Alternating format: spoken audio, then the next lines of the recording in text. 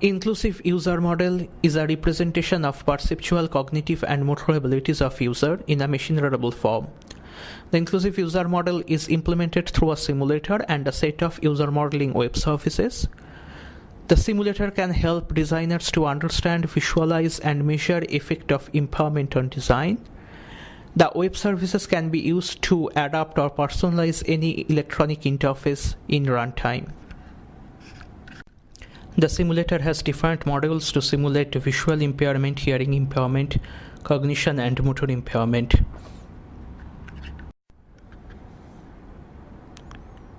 This is the visual impairment simulator, which can simulate effect of different degrees of blurred vision and different types of color blindness. It can also tell that what percentage of elderly users being covered by involving users with different types of visual impairment.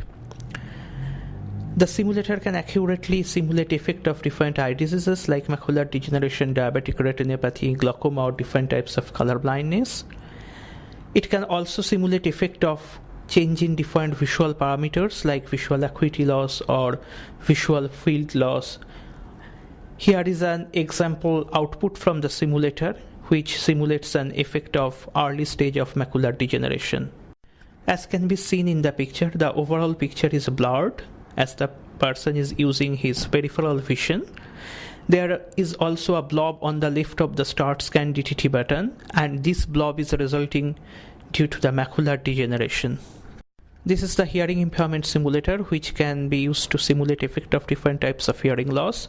It takes the audiogram as input parameter for simulation, and it can also simulate the effect of loudness recruitment, which is common in elderly population. The simulator can be run on any stored sound. This is the motor impairment simulator, which can be used to simulate effect of different degrees of motor impairment. It can also simulate effect of different motor impairment disease like Parkinson's disease or cerebral palsy. The simulator takes the hand functions, means grip strength or range of motion of wrist, as input parameter. It can be used for different input devices like mouse, trackball, etc., and can be also used to simulate effect of different input adaptation algorithms. The simulator takes an bitmap image of an interface as input, and it also takes the location of different interface element on the screen. Then the simulator can predict an approximate movement time and also the benefit of using different input adaptation algorithms. The simulator can help to visualize effect of multiple impairment on design. For example, the bottom picture is showing the effect of dry macular degeneration, color blindness, and Parkinson's disease on a single interface.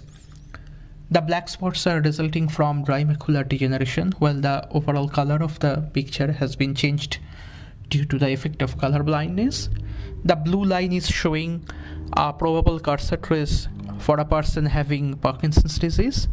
As can be seen from the picture, the person is having trouble to stop pointer movement, which results in some random movement at the end of his pointer trajectory. The simulator has also been used to develop a set of user modeling web services which are used to adapt interfaces in the runtime. The user modeling web services work by creating a user profile.